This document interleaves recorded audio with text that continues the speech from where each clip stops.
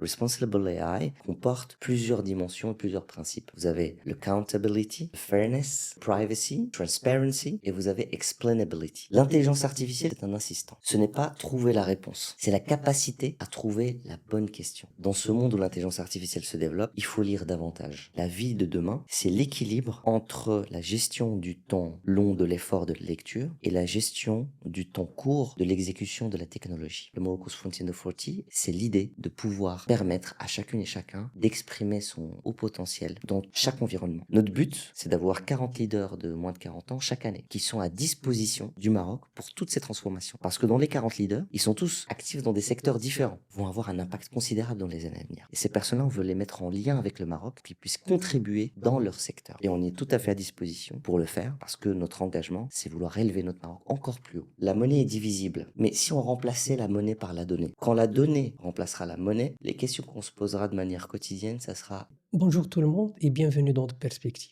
Il navigue entre intelligence artificielle, éthique, transmission et IA. Auteur, professeur, conférencier et expert reconnu de l'IA responsable, Badr Boussabat construit des ponts entre technologie et humain, entre innovation et responsabilité. Aujourd'hui, il partage sa perspective.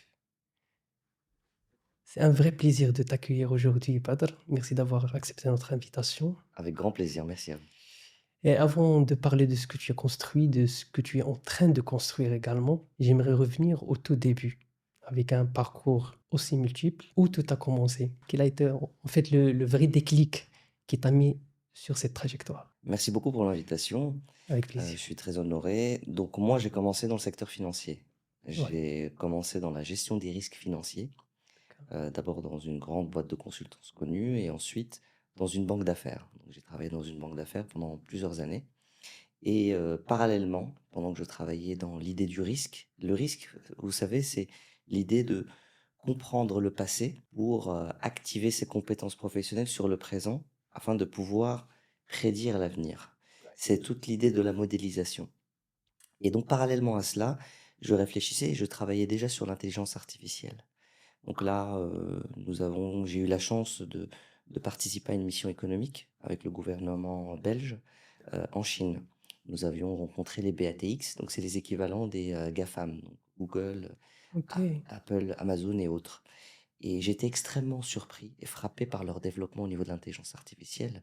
Et à cette époque, j'écrivais déjà mon premier livre. Donc j'ai appris l'IA par moi-même. Et ensuite, j'ai décidé de l'écrire. Et donc j'ai écrit mon premier livre à ce moment-là. Et j'en ai justement accéléré l'écriture grâce à ces rencontres exceptionnelles. Lorsque vous rencontrez le numéro 2 de Baidu, l'équivalent de Google en Chine, qui vous donne sa stratégie sur 20 ans de manière affirmée, confirmée, sont branchés, et je vous parle de cela en 2017-2018, vous comprenez à quel point l'intelligence artificielle est fondamentale. Et pour ma part, il était important de le transmettre à celles et ceux qui n'y croyaient pas à ce moment. Tu parlais de Belgique en fait. Tu t'es né là-bas ou tu es marocain et résident en France? Alors, non, je suis belgo-marocain, Belgo-Maroc. Ok. donc je suis né au Maroc. Ah ouais? Oui, Ok. je suis né au Maroc j'ai grandi en Belgique. Donc D'accord. j'ai grandi en Wallonie, dans une petite ville qui s'appelle Namur, Ok. qui est une ville très charmante, très, très accueillante, mais où les ambitions ne peuvent pas nécessairement être entrepris là-bas, mais en tous les cas, on vit bien. Et j'ai étudié en Belgique. Et puis par la suite, mon premier emploi, on va dire ma première expérience, était aux États-Unis, à Atlanta. Ok. J'ai travaillé au consulat général de Belgique pour les 13 États du sud-est des États-Unis en tant que consultant commerce et marketing. Et j'étais absolument bluffé évidemment du développement américain, et ceci remonte à 2014-2015. Et puis par la suite, je suis passé dans le secteur financier, donc j'ai fait évidemment des études en finance. J'ai travaillé en banque d'affaires pendant plusieurs années en gestion des risques financiers, et parallèlement, je me développais sur l'intelligence artificielle, ce qui m'a poussé, j'étais en réalité, je voulais apporter une réponse à la société. Ma conviction est la suivante: je ne pense pas qu'on puisse résoudre tous les maux de société via la fiscalité. La fiscalité est complètement obsolète, dans le sens où trouver le bon taux ne va pas nous donner la solution sociale. Et donc, je réfléchissais à une autre manière de voir le monde. Comment améliorer la vie quotidienne de chacune et de chacun en faisant en sorte d'être environnement positif. Alors, j'ai pensé à l'intelligence artificielle, pourquoi? Parce que, pour ma part, c'est ce qu'on appelle un outil systémique. Oui. C'est un outil qui va avoir un impact sur tous les secteurs et simultanément. Il y a une double dynamique, la dynamique de multiplication de valeur et une dynamique de temps accéléré. Cela signifie qu'il y a des opportunités qui doivent nécessairement émerger de cela. Et je voulais finalement aussi euh, répondre à un combat politique qui existe depuis des années dans le monde entier, un combat plutôt intellectuel, qui est celui de la gauche et de la droite, Exact. où on voit que la gauche veut davantage augmenter les impôts et la droite l'abaisser. Discours traditionnel. Et en réalité, je me suis toujours interrogé de la raison de cette opposition. Elle a toujours été incarnée par deux personnalités philosophiques qu'on connaît, c'est Robert Nozick et John Rawls. Robert Nozick, il disait le fait d'imposer ma fortune est arbitraire. C'est-à-dire que ce que j'ai gagné, je mérite de le garder. Parce que c'est ma liberté individuelle. Individuel, exact. C'est le libertarianisme. Et vous avez de l'autre côté John Rawls qui disait je suis en désaccord avec ce propos. Il y a des personnes qui ne naissent pas avec les mêmes chances et donc il faut pouvoir les aider, les pousser. Et l'idée, c'était d'apporter une aide financière ou autre euh, aux personnes qui sont les moins nantis pour pouvoir les pousser davantage dans la société. Eh bien, je me suis dit, je me suis interrogé sur la raison de ce conflit intellectuel. En fait, la raison, c'est la monnaie. La monnaie est divisible. Donc, c'est-à-dire que chaque année, vous produisez une certaine quantité de richesse que vous devez partager. Mais si on remplaçait la monnaie par la donnée, ce débat n'est plus. Ouais. Pourquoi? Parce que l'intelligence artificielle qui utilise la donnée, en tout cas la donnée, est indivisible. C'est-à-dire qu'on peut en créer de manière infinie et vous ne pouvez pas diviser l'infini. Et donc, dans ce cas de figure-là, on se retrouverait dans un monde où on serait plus dans l'idée de savoir combien je dois payer en impôts, combien je dois contribuer à la société, ce qui est une bonne chose actuellement parce que il faut évidemment, on est encore dans le système monnaie. Eh bien, la question qui va se poser, ce sera plutôt quel est le bonheur que j'ai dans ma vie, quel est le degré de spiritualité que j'ai, est-ce que je suis suffisamment heureux en amour, etc., etc. Quand la donnée remplacera la monnaie, les questions qu'on se posera de manière quotidienne, ça sera le bonheur et non pas quel salaire je dois gagner en fin de mois et combien je dois contribuer. Ce qui est pour ma part une excellente nouvelle. Et ce processus-là, vers une société post-matérialiste, c'est-à-dire qui ne se concentre plus sur combien tu gagnes, mais sur ta capacité à vivre heureux dans ta vie, va être accéléré par l'intelligence artificielle. Et c'est exactement ce qu'on voit aujourd'hui.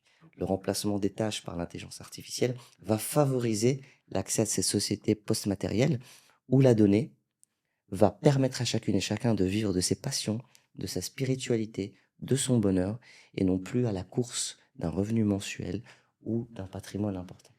Et quand tu regardes ton parcours maintenant, qu'est-ce qui a été le plus difficile à construire? La légitimité technique ou bien la crédibilité humaine dans ces sujets complexes? C'est une excellente question et là je vais être un petit peu plus dans la confidence.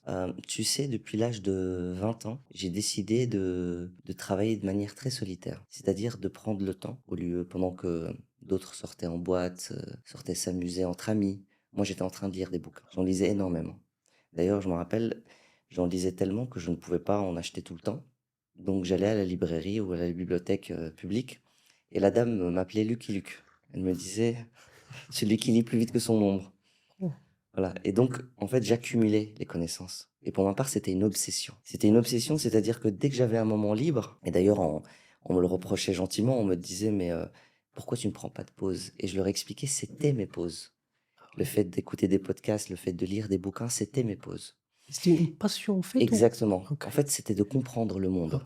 ok. En fait, je voulais devenir un penseur. Je voulais Wow. être confortable dans toutes les disciplines. Si on accède à un sujet, eh bien, je suis disponible d'en parler, d'en débattre. Je dois me sentir suffisamment légitime et suffisamment alimenté pour pouvoir échanger. Et c'était vers cela que je voulais aller. Donc, je lisais des livres sur la philosophie, sur la sociologie, sur l'intelligence artificielle, sur la technique de l'IA, sur la finance, sur l'économie, sur la géopolitique, et même des bouquins que vous ne trouverez jamais en librairie, pour lesquels je me suis battu des années pour essayer de les trouver, afin de les lire, qui n'étaient pas disponibles en version numérique. Ce qui m'a donné, peut-être, je le dis de manière humble, un esprit subversif, qui fait que je réinterroge toujours mes réflexions pour pouvoir l'affiner, l'aiguiser et avoir un point de vue beaucoup plus précis sur le monde. Donc c'était ça mon objectif. Mon objectif était d'être confortable avec n'importe quelle question que l'on me posait ou avec n'importe quelle question que je me posais moi-même. Et donc c'était cette volonté-là de comprendre le monde. Et d'ailleurs, je pense qu'il y a un lien avec les métiers du risque, comme je le disais, dans le sens où c'est l'idée d'essayer de prédire demain. Prédire ne veut pas dire voir dans une boule magique, hein. Prédire, en français, c'est le fait de comprendre les dynamiques futures en fonction des informations à disposition. Et la lecture, c'est la recherche de l'information. Exact. Donc il y avait tout ce travail-là. Donc j'ai mis de la distance avec beaucoup de choses, d'activités que je faisais avant, des moments aussi amicaux que j'ai mis de côté euh, pour vraiment m'imprégner énormément de ces lectures-là et de pouvoir avoir un point de vue plus aiguisé sur le monde. Et puis, je vous avoue que je fais toujours le lien avec les prophètes. J'ai compris pas mal de choses avec cette expérience. Je m'isolais beaucoup dans ces lectures-là. Et en fait, ça vous permet de gagner en maturité. Ça ne me surprend pas que les prophètes ont été très souvent seuls ou isolés, parce que ça permet de se poser les bonnes questions, d'avoir le temps de se poser les bonnes questions, de s'extraire du bruit du monde afin de se poser ces questions, mais surtout d'essayer d'y répondre. On n'y répond pas toujours. Parfois, ça prend du temps. Ouais. C'est très compliqué. On est incapable de se connaître de manière parfaite, mais par contre, on est capable d'avoir plus de temps, si on le souhaite, pour pouvoir se poser les bonnes questions. Et grâce à cela, vous gagnez en maturité, puis vous êtes pris par une certaine conviction humaine, c'est-à-dire celle de vouloir laisser une trace positive, celle de pouvoir contribuer dans le monde, parce que vous ne voyez plus que ça qui est fondamental. Vous valorisez l'existence que le bon Dieu vous a offert. On est juste de passage dans ce monde. Ouais. Et si on n'a pas d'empreinte dans ce monde qui soit positif, qui soit dans la transmission, à quoi servons-nous? L'idée d'accumuler des choses matérielles n'est pas le plus important. C'est votre capacité à laisser une trace positive derrière vous et de la partager. Car c'est comme la donnée. Ça ne, si vous la partagez avec d'autres, vous la gardez encore entre les mains. Ouais. C'est ça l'idée pour moi, du futur millénaire. C'est l'idée qu'il n'y ait plus cette idée d'accumulation parce que la possession ne va pas s'opposer avec le partage. Ce que vous possédez ne va pas s'opposer à ce que vous partagez. Même si vous partagez, vous garderez ce que vous avez Exactement. partagé. Et c'est ça la beauté du futur et je m'inscris pleinement là-dedans. Je reviens justement sur l'IA. Aujourd'hui, l'IA, ça parle énormément. Qu'est-ce qu'on ne comprend toujours pas sur l'IA quand on parle dans les médias? Je commencerai par un élément simple. Lorsqu'on parle d'intelligence artificielle, ce qui m'étonne toujours, on en parle toujours en singulier. Alors que c'est pas l'intelligence artificielle, on devrait dire les intelligences artificielles. Ouais. Parce qu'effectivement, il n'y a pas une seule intelligence Il y artificielle a qui est plusieurs développée modèles en dans le fait. monde. Et ça renvoie implicitement qu'il y ait un humain, ou en tout cas une espèce humaine qui se développe en catimini pour pouvoir prendre le pouvoir sur l'humanité. C'est pas le cas. Il y a des intelligences artificielles par des entreprises et autres. Et ce qu'il faut comprendre, et je pense que c'est peut-être un des éléments les plus importants qui peut peut-être rassurer vos auditeurs et vos spectateurs, c'est que l'intelligence artificielle poursuit une réalité commerciale. Ce qui est une bonne chose. Je vais vous expliquer pourquoi. C'est une excellente chose. Elle poursuit une réalité commerciale, c'est-à-dire qu'elle n'a pas pour but de transformer la moralité ou d'influencer votre intimité. Quand je parle d'intimité, c'est vos convictions personnelles, votre religion, Ouais. votre philosophie, etc. En fait, l'intelligence artificielle, tout a commencé avec un homme. Ça a commencé avec Al-Khwarizmi qui a créé évidemment Les algorithmes. l'algorithme. D'ailleurs, son nom a donné le nom algorithme. Donc c'est un penseur musulman qui est le père, on va dire, intellectuel et mathématique de l'intelligence artificielle. Ça, faut le dire. Ça faut le souligner. Ouais, c'est ouais, très ouais. important. C'est le monde musulman qui a créé Qui a créé, ouais. la pensée intellectuelle de l'intelligence artificielle. Mais celui qui l'a formalisé de manière plus concrète, c'est Alan Turing. Donc Alan Turing, c'est un homme. D'ailleurs, dans mon troisième livre, je l'ai coécrit avec Benoît Solès, qui est un artiste français, le premier artiste français à gagner 4 Molières pour sa pièce de théâtre La Machine de Turing. Donc en fait, il joue le rôle de Alan Turing dans sa pièce de théâtre. Il a joué plus de 1000 fois au Palais Royal et il la joue encore. Un homme incroyable avec des qualités humaines exceptionnelles que j'ai rencontrées. Et donc on a coécrit ce livre, c'est l'artiste et l'expert au cœur de la machine. L'idée c'était moi en tant que expert sur l'IA et lui en tant qu'artiste, on échangeait sur l'intelligence artificielle.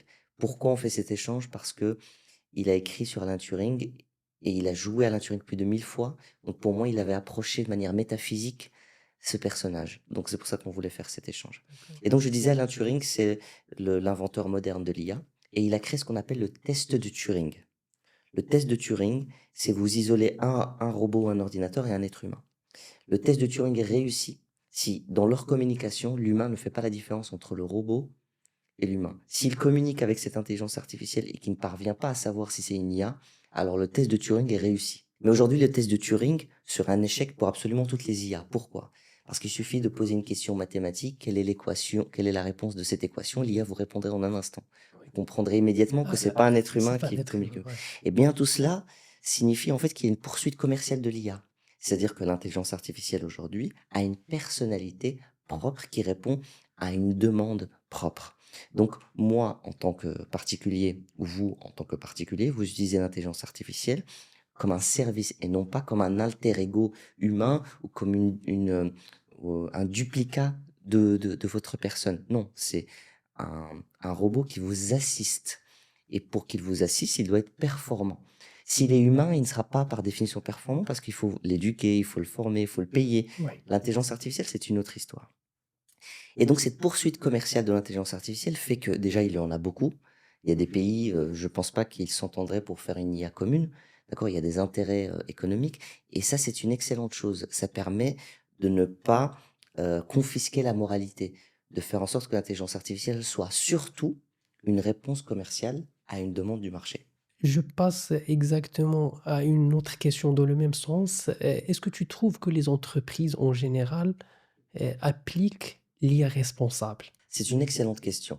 Alors moi j'étais chercheur indépendant pendant moins de 2 ans avec Swift. Donc Swift c'est une entreprise très connue. Vous voyez, lorsque vous faites un virement bancaire, on vous demande toujours un code. Exact. On appelle le code Swift notamment. Code Swift, Voilà, ouais. c'est une dimension, c'est un univers dans lequel on fait toutes les transactions bancaires. C'est une Et Swift, entreprise américaine ou bien en fait, elle est anglaise? née en Belgique, mais elle est aux États-Unis Elle est aujourd'hui. ok. C'est ça. Et c'est une entreprise à l'échelle mondiale, Ouais. vraiment, avec un impact très important. Et vous ne pouvez pas faire de transaction bancaire si vous ne passez pas par Swift. Et en réalité, moi, donc j'ai fait un papier de recherche en collaboration avec Swift, de manière indépendante, sur l'éthique de l'IA dans le secteur financier. Donc j'ai élaboré un framework, un modèle, Ouais. qui donne un score aux intelligences artificielles sur l'éthique de leur utilisation dans le B2B, donc entre les banques. Aujourd'hui, les transactions entre les banques sont extrêmement importantes. Et il faut comprendre l'éthique de l'intelligence artificielle pour pouvoir avoir une interaction équitable entre les institutions. Alors, l'éthique est quelque chose de neuf, de nouveau. Il est discuté aujourd'hui de plus en plus, ce qui est une bonne chose. Mais l'étape suivante, ça doit être l'implémentation de ces principes éthiques dans l'utilisation de l'intelligence artificielle. L'intelligence artificielle est très compliquée à cadrer, très compliquée à réguler. Je ne dirais pas qu'il y ait que des beaux discours, mais il y a une volonté quand même de transformer le monde en se basant sur des principes éthiques. Et en fait, il y a ce qu'on appelle la famille de l'IA responsable. Responsible AI. Responsible AI comporte plusieurs dimensions et plusieurs principes.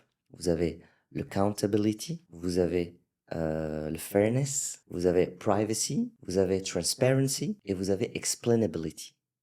En fait, tous ces principes-là de l'intelligence artificielle éthique doivent être compris aujourd'hui dans les entreprises et de toute manière, ce sera une obligation pour toutes les entreprises du monde entier dans les années à venir. Il y a des textes qui se préparent, il y a des principes qui sont mis en avant. Et en fait, ces principes, je vais vous les expliquer de manière simple pour que vous compreniez. Accountability, c'est l'idée d'être responsable de l'IA que vous avez développée. Transparency, c'est l'idée d'être transparent dans l'utilisation de l'IA. D'accord? Ne pas cacher ou ne pas vouloir révéler certaines informations de l'intelligence artificielle. Vous avez le fairness. Fairness, c'est l'idée de l'équité. D'accord? C'est l'idée de ne pas avoir de biais dans l'algorithme ou de biais dans les données. D'accord? Moi, je me suis d'ailleurs concentré sur ce point du fairness. C'est l'idée de ne pas tomber dans la surreprésentation d'un groupe par rapport à un autre. Lorsque vous utilisez l'intelligence artificielle, vous avez des données. Il faut que ces données soient aussi représentatives de la réalité. Et de faire en sorte, un exemple simple, vous avez une intelligence artificielle en ressources humaines, il faut que cette IA ne fasse pas la différence entre quelqu'un de couleur noire et quelqu'un de couleur blanche. Sinon, c'est injuste et ce n'est pas équitable. Donc, on doit prendre cela en considération. C'est un exemple plutôt trivial, mais qui permet de comprendre mes propos. Vous avez ensuite l'explainability. L'explainability, c'est notre capacité à comprendre le résultat que l'intelligence artificielle nous a donné. Je vais donner un exemple. Imaginez, vous avez une intelligence artificielle dans le secteur financier, dans une banque, que vous utilisez afin de comprendre si la personne qui vient vers vous pour demander un prêt est solvable ou non.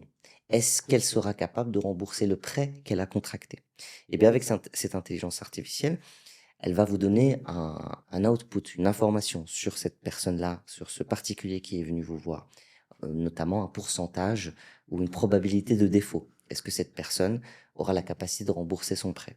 Eh bien, vous allez avoir cette réponse-là, mais vous ne pouvez pas vous compter que sur cette réponse-là. Vous devez, on va dire, être capable d'expliquer pourquoi l'intelligence artificielle est arrivée à ce résultat-là. Et pour ce faire, il faut comprendre les données et les inputs que vous avez utilisés dans votre intelligence artificielle. Parce qu'il y a aussi l'idée d'être juste Ouais. par rapport aux particuliers. On ne peut pas, de manière arbitraire, utiliser une information comme celle-ci et puis décider de la vie de quelqu'un aussi rapidement. Donc, l'explainability est très important. Dans le secteur de la santé également. Vous ne pouvez pas prendre une décision sur base d'une intelligence artificielle sans justifier ce que l'intelligence artificielle a fait. Aucun patient ne va l'accepter, aucune autorité de réglementation ne va l'accepter, et c'est normal. Il faut être capable d'expliquer ce que l'IA a créé, surtout sur des données aussi sensibles, sur des situations aussi complexes. Ça, c'est un petit peu, la famille des AI responsables. Et le privacy, c'est l'idée de protéger les données de chacune et chacun pour ne pas violer leur vie privée, tout simplement. D'accord. Et qu'est-ce qu'ils doivent faire maintenant les entreprises pour rester éthiquement sains face à l'IA? Il faut d'abord commencer par la formation des Collaborateurs, collaborateurs exact. sur ces principes-là, Ouais, comprendre chaque principe ouais. et ce qu'il implique. Ça, c'est une première chose. Deuxième élément, il faut appliquer ces principes dans le développement des intelligences artificielles en interne. Donc, c'est-à-dire chaque intelligence artificielle doit répondre à ces 5 principes. Et on doit pouvoir justifier pourquoi cette intelligence artificielle utilisée en interne arrive à répondre à ces principes. Ensuite, il faut faire une espèce de charte, il faut travailler Ouais. sur un texte individuel par banque notamment, par exemple, ou par institution, qui va expliquer pourquoi l'institution est engagée dans l'éthique de l'intelligence artificielle.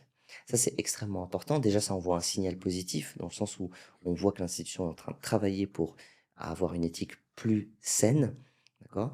Et deuxièmement, ça lui met le pied à l'étrier afin de pouvoir développer effectivement, de facto, ces intelligences artificielles équitables, transparentes, explicables, etc. Tu as enseigné de l'IA à des étudiants ou bien tu enseignes encore React? Tu enseignes Dans le encore marketing, l'IA, oui. oui. Et quel est le grand mythe ou bien la grosse erreur de perception qu'ont les jeunes générations aujourd'hui sur l'IA? Pour moi, l'intelligence artificielle dans le milieu scolaire et éducatif, c'est une excellente nouvelle. D'accord. Beaucoup seraient en désaccord avec moi, mais c'est une excellente nouvelle. L'intelligence artificielle, comme je l'ai dit tout à l'heure, c'est un assistant. Et on a été trop longtemps dans une dimension de l'éducation qui voulait de nous comme étant des êtres scolaires. On doit trouver la réponse à une question. Et on s'arrête là. Et on ne va pas au-delà. Pour moi, ce n'est pas ça l'intelligence. Et je l'ai vu de nombreuses fois. L'intelligence, ce n'est pas trouver la réponse. Et on dit beaucoup, oui, mais ChatGPT va abrutir les masses ou abrutir les étudiants Ouais. parce qu'il trouve la réponse directement. Mais ça, ce n'est pas le plus important. Le système éducatif doit se concentrer sur la qualité d'une réflexion. Depuis la nuit des temps, l'histoire de la philosophie, les plus grandes personnalités, Ibn Rushd, Ibn Sina, Kant, Aristote, Platon, la Boétie, Ouais. toutes ces personnalités-là n'ont pas écrit une réponse dans leur bouquin. Ils ont posé la question qu'ils pensaient être la question idéale pour l'humanité. Ouais. C'est la capacité à trouver la bonne question. C'est la capacité à poser une question de qualité. Pertinent. C'est ça l'intelligence. L'intelligence, c'est notre capacité à problématiser. Ce n'est pas à trouver une réponse. Parce qu'une réponse, on peut la trouver, si on peut la trouver de manière scolaire. Mais avec l'intelligence artificielle, évidemment, elle va beaucoup vous aider là-dessus. Mais l'intelligence artificielle, en tout cas son résultat, est votre reflet. Si vous posez une question bête, la réponse de l'intelligence artificielle sera Ce sera bête. bête. Si votre question est intelligente, l'intelligence artificielle répondra de manière intelligente.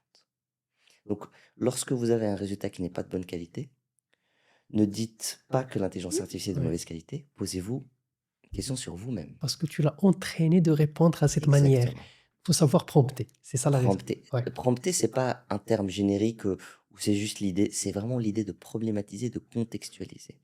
L'histoire de l'intelligence, c'est se poser la bonne question, pas trouver la bonne réponse. Vous lisez par exemple les livres de Ibn Rushd d'Averroès, qui est un des premiers grands rationalistes du Moyen Âge, grand philosophe, d'ailleurs qui est d'origine marocaine. Il est mort à Marrakech et il était le conseiller du calife et du sultan au Maroc. Eh bien lui, son livre, ce n'est pas une succession de réponses. Hmm. C'est une succession de questions Question. complexes par lesquelles il essaie de trouver une réflexion. Mais il n'y a jamais d'affirmation. Vous voyez la différence? Ouais. Et on a habitué les élèves à trouver une réponse Hmm. au lieu de problématiser. Pour moi, l'intelligence, c'est problématiser, c'est comprendre son environnement et s'y adapter. C'est pas trouver une réponse. Et l'intelligence artificielle va faire en sorte que les personnes qui prennent du temps à problématiser et à poser la bonne question vont avoir des résultats de bien meilleure qualité. Et je le vois parmi des étudiants, je le vois parmi les étudiants à qui je donne cours, je le vois parmi les personnes que je forme également. Euh, et on est là, beaucoup de gens sont là devant ChatGPT à y aller de manière ponctuelle, d'accord? À poser un premier prompt, à prendre le premier résultat et s'en aller. Ouais. Non, il faut s'asseoir, ouvrir ChatGPT, poser une première question, avoir une réponse, prendre un temps de réflexion, 30 secondes, 1 minute, et reproblématiser. En fait, c'est une interaction continue avec l'IA, et en fonction de cela, vous devez de plus en plus ajouter des éléments complexes pour avoir un résultat de meilleure qualité. Et je le répète, le résultat de l'intelligence artificielle n'est autre que votre reflet. Si vous êtes intelligent, le résultat de l'IA sera intelligent. Intelligent. Si vous ne l'êtes pas, le résultat ne le sera pas. Moi, je suis contre de. Il y a quelqu'un qui est intelligent, quelqu'un qui est stupide. On dit. Tout le monde il s'améliore en fait au fur et à Mais mesure du quand je temps. parle d'intelligence, en fait, l'intelligence, et d'ailleurs, c'est pour ça que c'est intéressant, même d'un point de vue religieux, hein. Hmm. Le- ceux qui vont au paradis ne sont pas ceux qui sont les plus malins, Ouais. d'accord? Mais c'est ceux qui sont raisonnables. C'est le terme qui est utilisé dans le Coran. C'est le fait de raisonner. Raisonner, exactement. Raisonnable. Et c'est accessible à tout le monde. Exact. En parlant justement de transmission et de futur également, quand tu observes cette nouvelle génération qui arrive, qu'est-ce que tu trouves le plus inquiétant et qu'est-ce qui te donne de l'espoir? Alors, l'espoir, c'est que c'est une génération qui est bien plus Intelligent. débrouillarde que nous. Ok. Ouais. Beaucoup plus Moi, je débrouillarde. vois ça, ouais.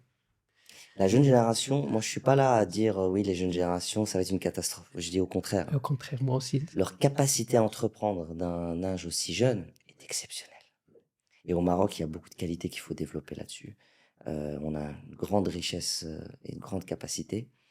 Mais pour ma part, l'idée d'entreprendre de plus en plus tôt est un bon signe C'est un bon signe, ouais. d'émancipation, mais aussi de détermination. Je parlais tout à l'heure de l'intelligence en disant que c'est la capacité à poser la bonne question. Dans 5-10 ans, l'intelligence va avoir une autre définition et je vais vous la donner tout de suite. L'intelligence artificielle, en tout cas, pardon, l'intelligence humaine, dans les prochaines années, sera la capacité de chacune et chacun d'interagir avec l'intelligence artificielle. Votre intelligence sera exclusivement basée sur votre capacité à pouvoir utiliser plusieurs intelligences artificielles et de comprendre leur utilisation.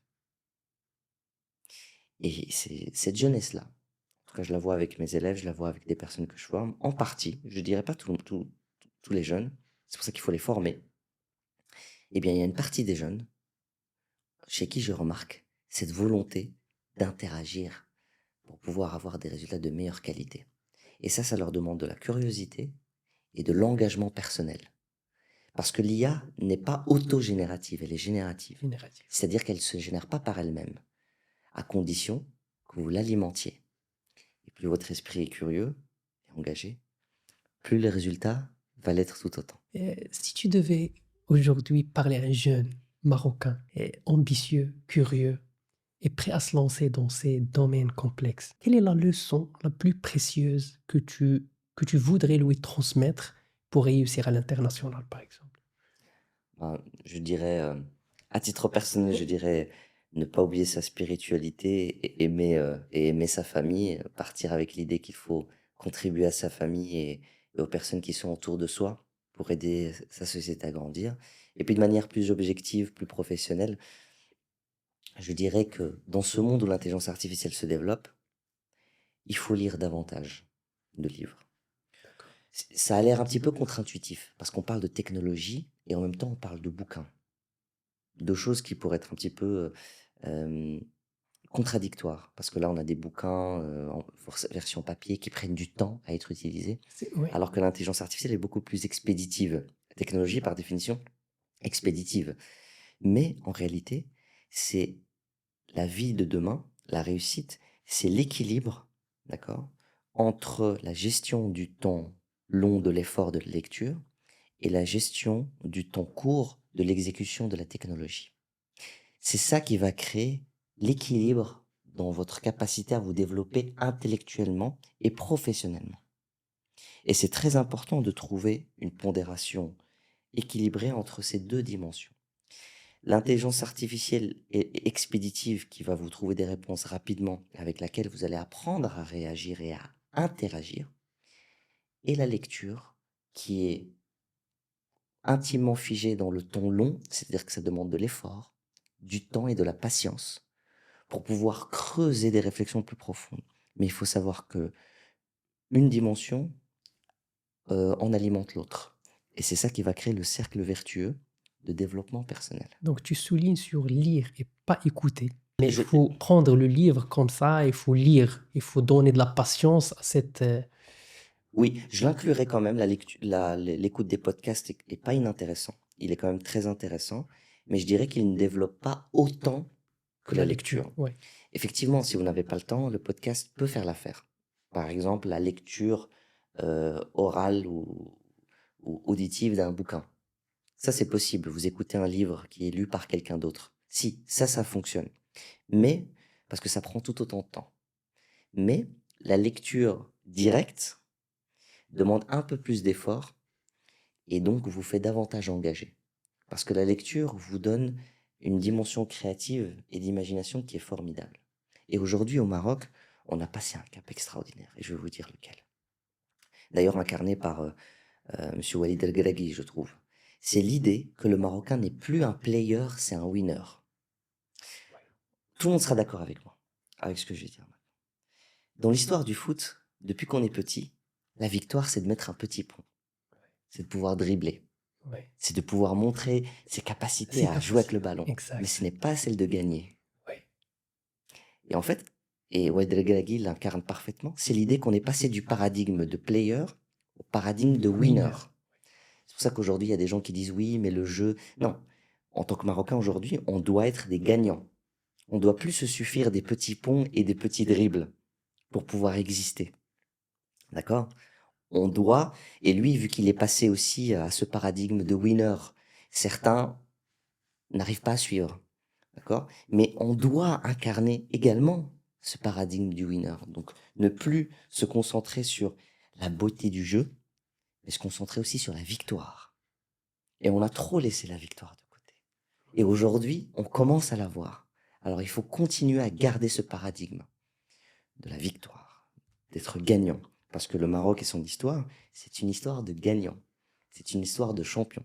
Et justement, au milieu de cette effervescence autour de l'IA et de l'innovation, tu as placé l'éthique au cœur de ton engagement. Pourquoi avoir fait placer l'éthique au cœur de ton engagement, en fait, et une ligne centrale de ton travail?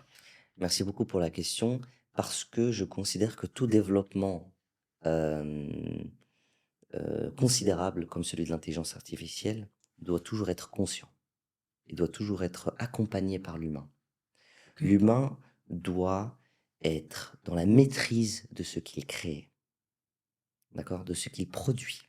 Et pour moi, l'éthique est fondamentale. Pourquoi? Parce que l'éthique, ça implique l'humain, mais ça implique le fait de réinterroger ce qu'on fait. La plupart des gens ici soit au Maroc, soit ailleurs, on voit que la plupart d'eux trouvent ou la traitent comme un sujet secondaire ou cosmétique.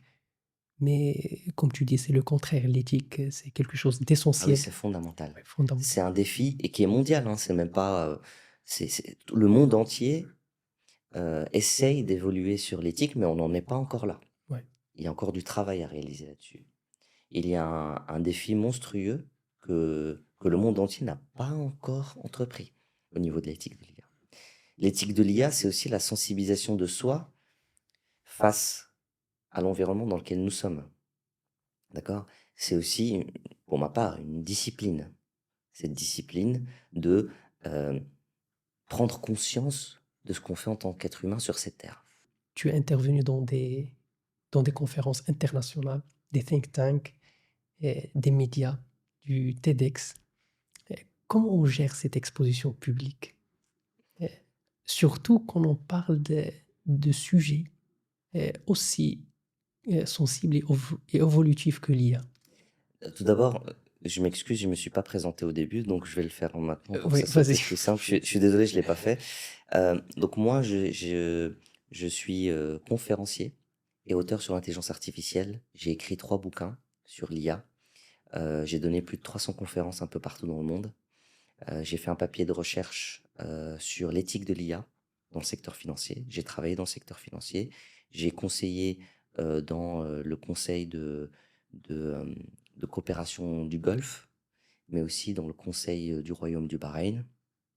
J'ai également accompagné beaucoup d'entreprises dans le champ du marketing. Donc, de A à Z, on accompagne les entreprises sur les sujets de communication et de marketing, parce que je donne cours sur le marketing et la communication dans des business schools à Paris. D'accord. Et parallèlement, je suis aussi formateur sur les outils no-code. Et donc, j'essaie d'aider les entreprises sur leur compréhension des outils no-code pour automatiser des tâches et gagner en productivité, quel que soit le niveau. D'accord. Je suis aussi membre du comité de gestion du Belgian Finance Center. Donc, j'ai aussi conseillé le gouvernement belge et j'ai accompagné le gouvernement à plusieurs reprises à l'international sur l'intelligence artificielle pour créer des ponts avec d'autres pays, d'accord. Et finalement, voilà, j'ai créé une association avec Oussama Boussabat, le Morocco's 14 de 40, On va parler de récemment, ça. on en Ouais, reparlera tout à l'heure. ouais, bien sûr. Et je reviens sur la question, comment on gère cette exposition? Alors, Parce je que ne c'est suis très pas... intéressant. La plupart des Oui, gens souhaitent un jour parler au public. Tu vois, cette compétence. ah d'accord, c'est le fait de parler au public. Ouais. Je ne suis pas du tout, je me considère pas du tout comme une star ou autre. Je ne suis pas... euh, euh, ceci, par contre, votre question, c'est plutôt comment parler au public Comment et parler au oui. public? Eh bien, écoutez, c'est lorsque vous avez une conviction. Moi, j'ai une conviction. Ma conviction, c'est un avenir positif. C'est le fait de contribuer à demain. C'est le fait de m'inscrire dans une énergie de contribution qui fait que mon existence a une utilité. Je recherche une forme de bénédiction divine par mon action. Je suis très existentialiste dans ce cas de figure, dans le sens où c'est mes actions pour les autres qui vont avoir une signification. Et ceci passe par des sacrifices, passe par des épreuves, par du travail acharné, par des collaborations, par une réinterrogation de soi, par du temps que j'utilise pour réfléchir à mon action de demain. Et je me mets toujours dans cette position d'anticiper la tendance de demain. J'ai toujours fait ça. J'anticipe toujours les tendances de demain et je travaille dessus pour qu'une fois que cette tendance explose, eh bien, je suis déjà en action pour pouvoir contribuer le mieux possible. Et le fait de parler au public ou de donner des conférences, j'ai donné des conférences à des centaines, enfin dans des salles avec des centaines de personnes. Donc, je pense que j'ai pu donner des conférences à des dizaines de milliers, voire des centaines de milliers de personnes en tout. Et en fait, ça passe par l'idée de vouloir transmettre une idée. Quand vous êtes habité par une idée, par une conviction, votre corps suit, D'accord. votre énergie suit. Mais c'est Et pas facile. vous ne devenez plus qu'un canal. Et pour les personnes qui veulent par exemple faire ce métier de conférencier ou de parler au public, la première chose à réaliser, c'est de comprendre quelle est votre profonde conviction. Quel est le message ultime que vous voulez laisser.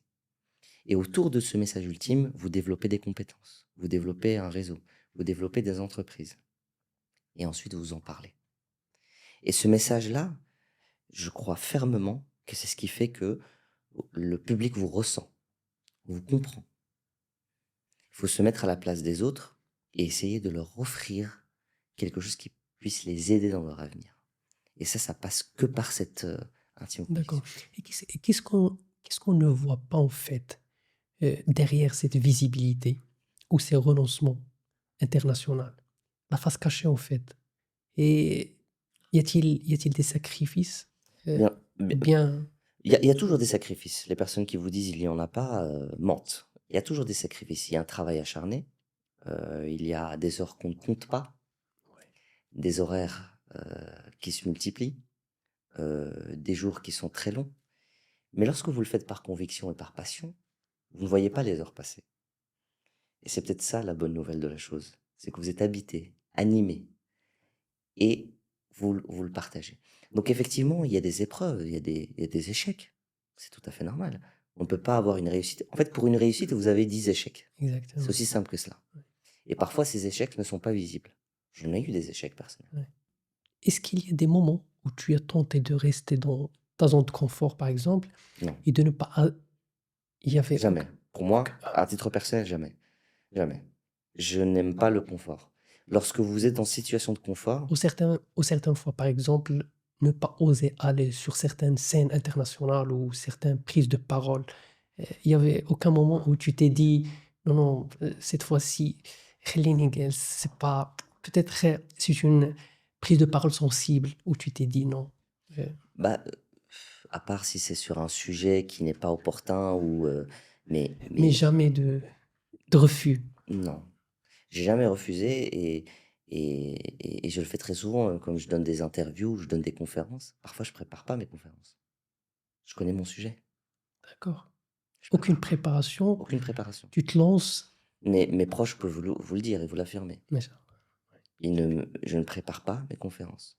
Je ne lis pas des papiers quand je donne une conférence. Jamais. et c'est quoi le secret derrière ça? Est-ce que La c'est conviction, la l'intime. conviction? Je sais que j'ai quelque chose à partager et je le partage avec le cœur et la raison. Et à ce moment-là, tout vient de manière naturelle. Et puis votre public, pour ma part, Il te vous oriente. vous oriente, d'accord. Vous sentez qu'il y a ce point-là qui est peut-être plus important pour ce public, alors vous le suivez. Et vous répondez à son attente.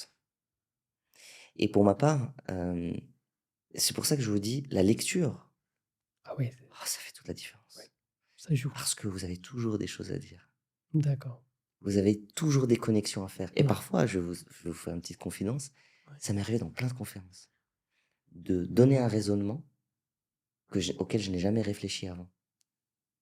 Dans l'élaboration d'une réflexion pendant la conférence, j'ai une réflexion ou une pensée qui sort de ma bouche à laquelle je n'ai jamais pensé avant.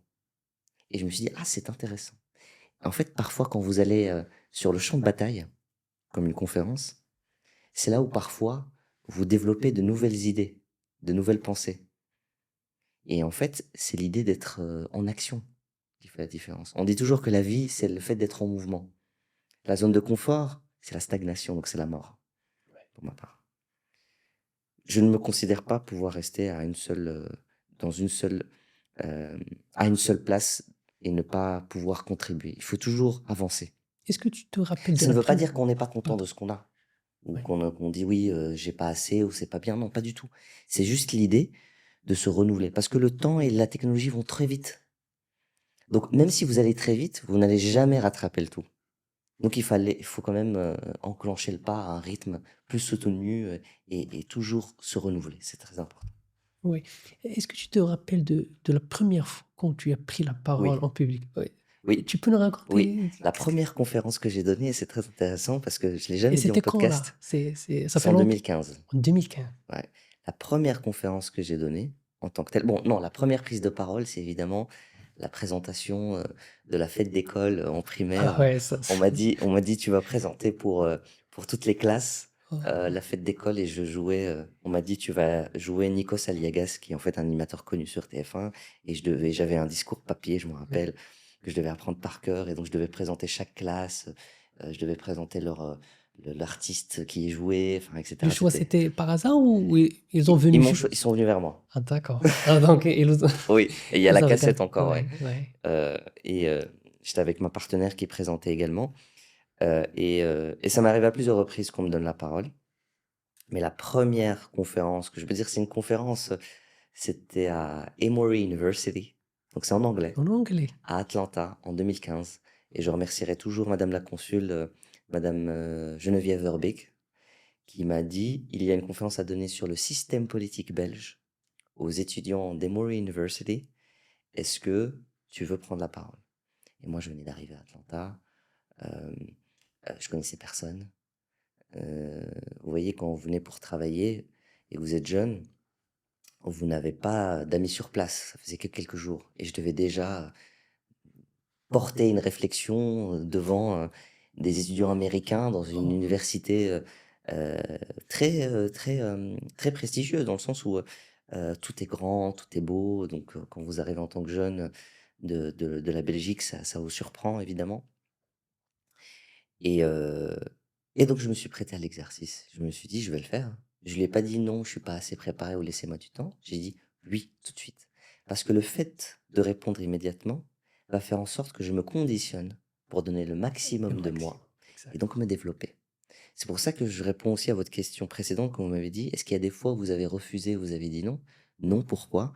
Parce que le fait de dire oui, c'est la meilleure, manière de pouvoir vous conditionner pour vous développer personnellement. Donc je considère que je me suis développé personnellement durant cette conférence où j'ai expliqué le système politique belge qui est très complexe, que j'ai l'impression que seuls nous les Belges on le maîtrise, à des étudiants américains, et qui étaient parfois plus âgés que moi.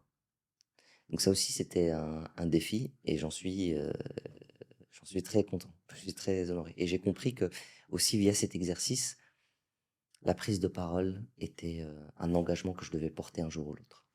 Très passionnant et quand tu parles souvent, tu parles avec confiance, clarté, force, mais dans ta trajectoire, est-ce qu'il y avait un moment où tu as douté et comment on construit la confiance, en fait? C'est une excellente question. On doute tous, par définition. Je n'ai jamais douté par contre de ma conviction. Elle se renforce de plus en plus. C'est l'idée d'apporter quelque chose à l'humanité. Jamais.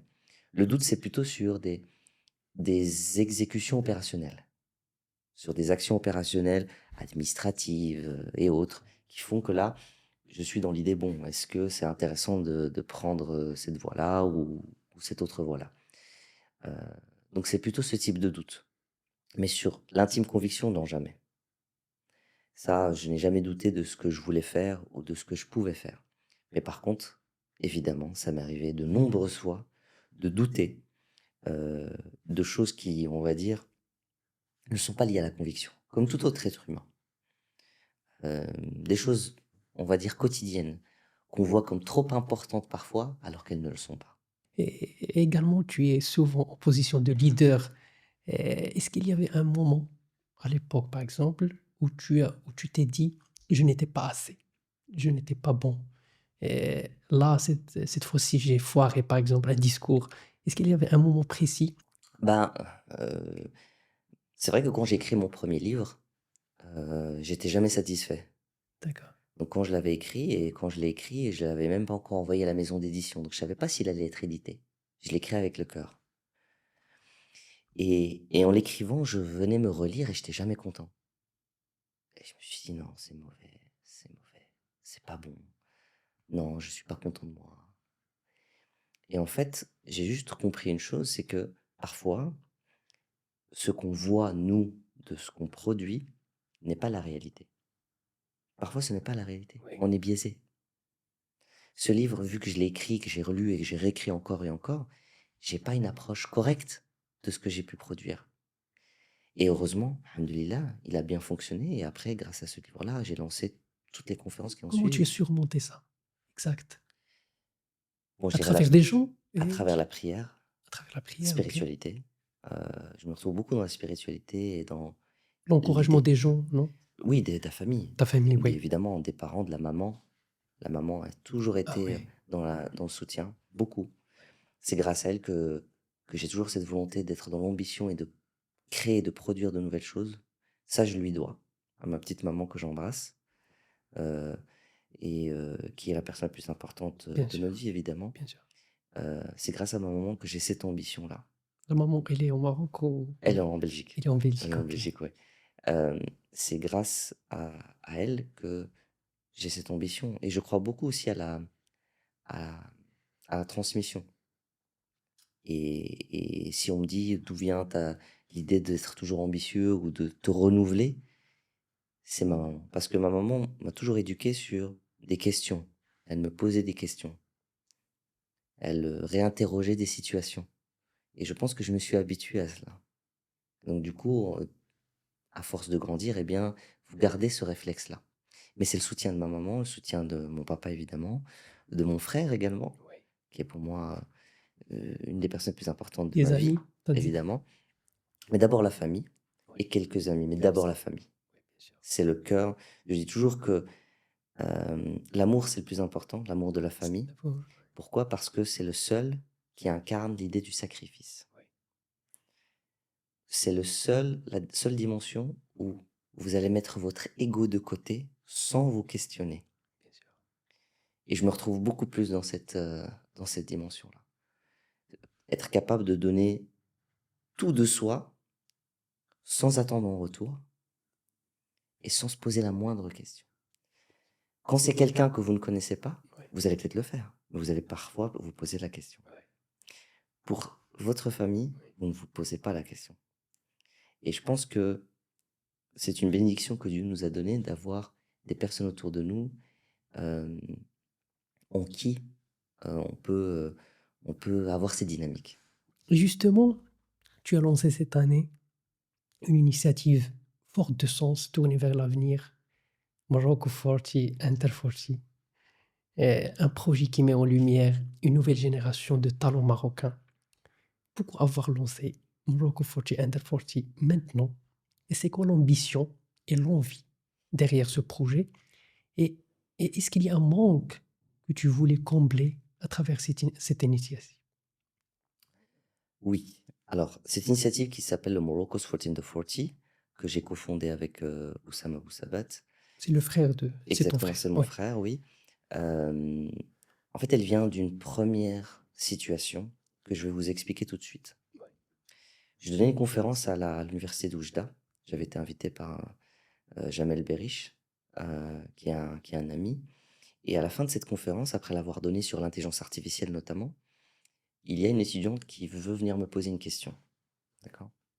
Et il y a quelqu'un qui me dit, c'est une étudiante brillante, qui a de fortes capacités intellectuelles, d'ingénieur, etc. C'était une école d'ingénieur forcément, donc des étudiants d'ingénieur. Et elle est venue, elle me dit, bonjour monsieur Boussavat. Je lui dis bonjour. J'ai une question à vous poser. Je dis avec grand plaisir.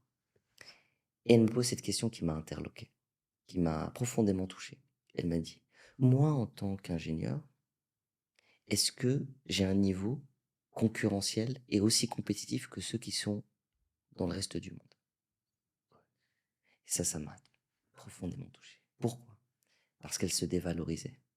Elle se voyait comme moins bonne que d'autres ingénieurs dans le monde. Et ça, je me suis dit, ce n'est plus possible. Ce n'est plus possible dans le sens où les Marocains ont des capacités Énorme. exceptionnelles, Oui, énormes.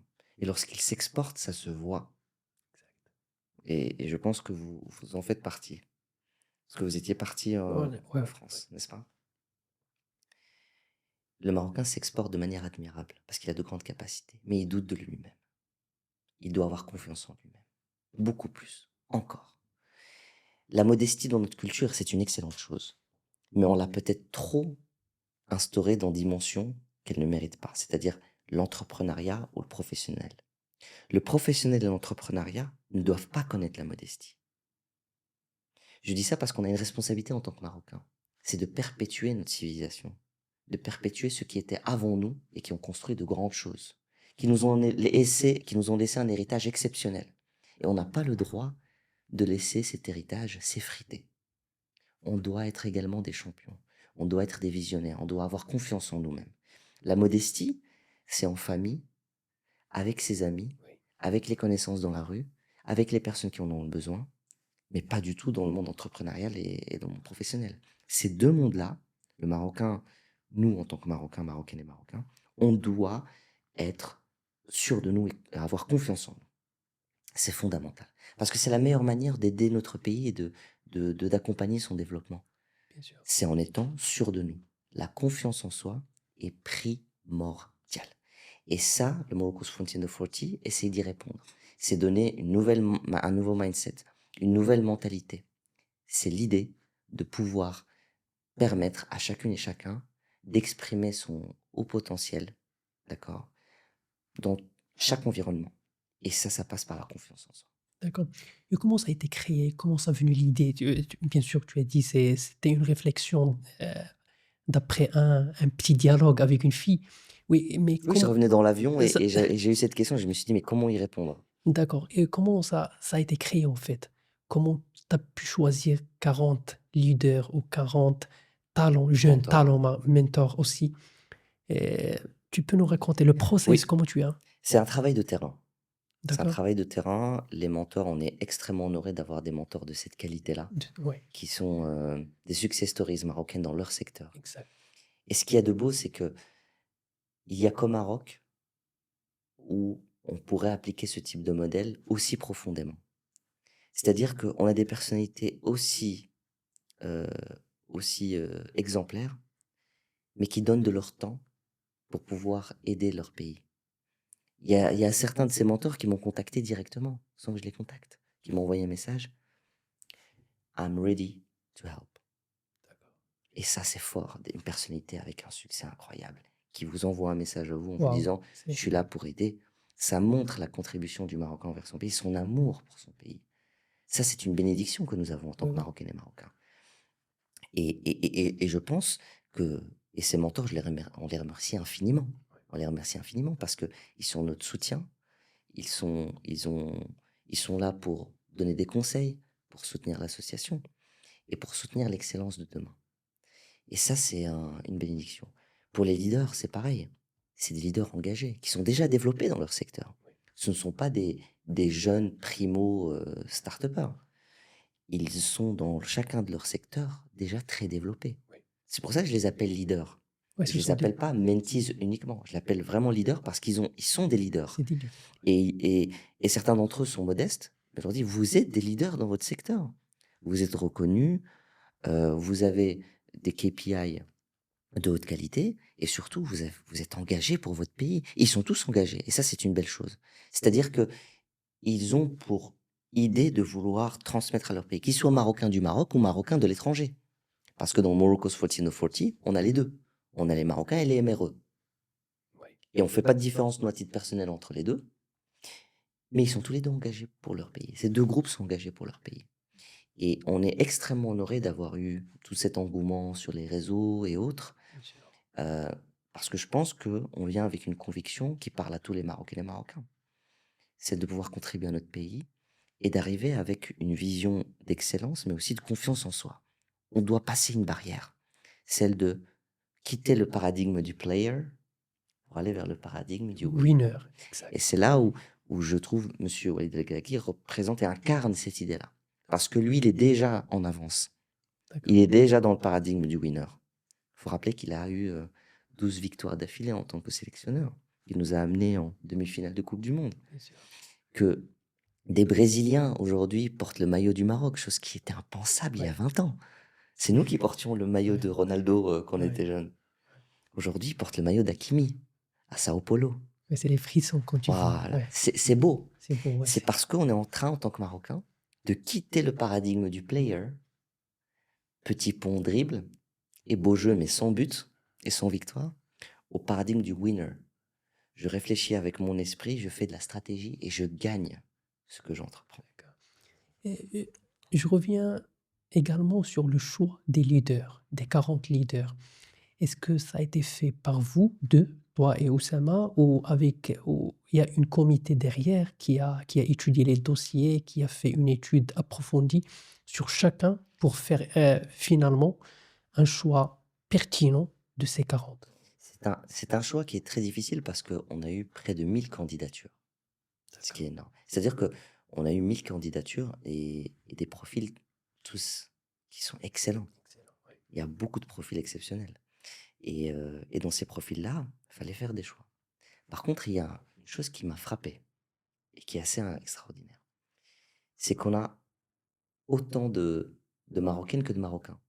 Je dirais même que pour la première édition, on a 21 femmes pour 19 hommes. Et ça s'est fait de manière naturelle. J'ai remarqué une chose, c'est qu'au Maroc, la compétence est naturellement distribuée entre les hommes et les femmes. On n'a pas dû chercher une femme pour avoir un certain nombre, pas du tout. On a eu autant d'excellence du côté féminin que du côté masculin. Et ça, je ne l'ai pas vu beaucoup dans le monde. Et je pense qu'on doit être les leaders exemplaires de cela et on doit en parler en tant que Marocaines et Marocains. Je pense qu'on doit prendre la parole à l'échelle internationale pour expliquer qu'au Maroc, en fait, on a un modèle qui est déjà en avance par rapport à la plupart des pays dans le monde entier. C'est l'idée qu'on a naturellement des compétences chez les femmes et chez les hommes qui sont développés et inscrits. Parce que lorsqu'on regarde tous ces parcours-là, c'est tous des parcours exceptionnels Oui, et qui vont avoir un impact pour le Maroc. Et ils sont tous reconnus par leur père. Ils sont tous reconnus par leur environnement, dans ce qu'ils font. Si vous allez, on a sorti le Morocco's 14 to 40 magazine que je vous invite à télécharger d'accord. sur notre site internet. On a fait en collaboration avec la Nouvelle Tribune. Je remercie d'ailleurs Monsieur Zoher Riata avec qui on a collaboré pour ce magazine. Et en fait, on explique l'histoire personnelle de chacun de ces leaders. Et vous allez mieux comprendre pourquoi ces personnalités-là représentent l'excellence marocaine. Notre but, c'est d'avoir 40 leaders de moins de 40 ans chaque année, Chaque année, ok. pour en avoir 200 pour l'horizon 2030. 200 leaders marocains et MRE qui sont à disposition du Maroc pour toutes ces transformations. Parce que dans les 40 leaders, ils sont tous actifs dans des secteurs différents. La finance, technologie, culture, agriculture, d'accord, intelligence artificielle, etc., etc. Sustainability et autres. Oui, Donc tous ces leaders-là vont avoir un impact considérable dans les années à venir. bien sûr. Et ces 200 leaders doivent être identifiés comme parmi ces leaders-là qui peuvent contribuer au Maroc. Et nous, on a quelque chose aussi d'assez singulier, c'est qu'on a une base de données. J'ai fait plusieurs missions économiques à l'international avec le gouvernement belge. Je suis allé en Chine, je suis allé à Dubaï, je suis allé aux États-Unis. Enfin, et donc, j'ai rencontré souvent les corps diplomatiques. Et très souvent, il manquait une base de données avec l'excellence locale d'origine Marocain. marocaine notamment, par exemple. Parce que j'étais avec la Belgique, je partais avec le gouvernement belge, mais je demandais toujours euh, les contacts marocains pour voir s'il y en avait, et ça n'existait pas nécessairement. Et nous, on a voulu répondre à cela, pouvoir contribuer modestement à notre pays. Donc aujourd'hui, on a une base de données, d'accord, avec des gens qui ont candidaté, mais aussi des gens qui passent par notre site internet. D'accord. Et on a une base de données des MRE du monde entier. Leurs compétences, leur âge, leur fonction, leur entreprise, leur parcours. Et cette base de données, nous, elle est riche parce qu'elle devient de plus en plus importante chaque jour. Parce qu'il y a des personnes qui nous contactent. Oui. Là, lors de la seconde édition, on va avoir d'autres candidatures. Et ces personnes-là, on veut les mettre en lien avec le Maroc pour qu'ils puissent contribuer dans leur secteur. Et on est tout à fait à disposition pour le faire parce que notre engagement, c'est vouloir élever notre Maroc encore plus haut. Et selon toi, qu'est-ce qui manque aujourd'hui pour qu'on arrive à émerger plus de talents marocains à l'échelle internationale? Je pense que les talents, on en a déjà. On en a beaucoup, Oui, énormément, vraiment, même excellents et meilleurs parfois que beaucoup d'autres. Ce qu'il faut, c'est juste la confiance en soi et l'exprimer. Je pense qu'il y a certaines personnes qui doivent exprimer leur talent et exprimer le fait qu'ils sont des leaders pour donner l'exemple aux générations futures, pour éviter que des jeunes étudiantes comme celle à Oujda me posent la question de savoir si elle a un niveau acceptable ou non. Moi, en tant que Marocain, je ne peux pas l'accepter. oui, Je vois quelqu'un qui a du talent et, et en fait, l'idée de lui donner confiance en elle, c'est l'idée qu'elle puisse contribuer au pays derrière. d'accord. Ces jeunes talents marocains, ces profils-là, euh, qu'est-ce qu'ils ont en commun, selon toi? Quel est le fil rouge entre ces nouvelles générations? C'est la capacité à s'adapter. C'est la D'accord. capacité à être à l'aise dans n'importe quel environnement. Et ça, c'est l'intelligence d'aujourd'hui. je l'ai dit tout à l'heure, c'est l'idée de comprendre son environnement et de s'adapter très rapidement. Et le Marocain a ça dans sa culture. Donc grâce à cela, il peut exceller aujourd'hui dans le monde où l'environnement change de plus en plus vite, où il faut s'adapter de plus en plus vite. D'accord? Et c'est connu à l'international, hein. Vous savez, il y a des clichés positifs sur le Marocain à Ouais. l'international, hein. À Tokyo, ou au Japon, notamment, le Marocain est connu pour être un bon trader, pour être un bon Mmh. mathématique, d'accord? En France, pour être un bon ingénieur, d'accord? Et cetera, et cetera. Donc tous ces clichés positifs, faut les développer et c'est à nous de le faire via des podcasts comme vous le faites aujourd'hui. D'accord. Super intéressant. On arrive presque à la fin. Ça reste juste une partie quick fire de perspective. Sure, Donc, je vais te poser des questions sure. vides et tu réponds OK. instinctivement, OK. rapide. Donc, quel est le conseil que tu as reçu et qui t'a le plus servi? Remets-en-toi à Dieu et tout ira bien. Le pire conseil. Tu devrais faire attention. Le moment où tu as douté le plus. Quand j'ai arrêté le sport de combat, parce que j'étais D'accord. dans l'équipe nationale belge de taekwondo et j'ai D'accord. fait beaucoup de kickboxing et je devais me concentrer sur ce que je devais faire et donc là, j'ai eu un petit moment de doute. Intéressant. Et celui que tu as été le plus fier?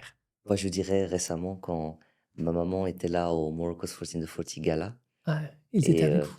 elle était présente parce que c'est un soutien et que monsieur Walid El Gragui a fait un discours sur les mamans et le Oh, fait qu'elle soit là, c'était un moment exceptionnel pour moi. d'accord. Le choix de carrière le plus risqué Écrire des bouquins. et celui qui a débloqué, qui tout a débloqué. Hem, créer mon entreprise de marketing et de communication. D'accord. Donc, merci Badr Avec pour plaisir. cette vision lucide et posée et très éclairante sur l'équilibre entre innovation et responsabilité. Notre chère audience, merci beaucoup aussi à vous. Et pour ceux qui ne sont pas encore abonnés à notre chaîne, merci de vous abonner, ça nous aide énormément de faire venir des gens, des voix qui bousculent les perspectives. À bientôt. Merci Badr. Merci beaucoup.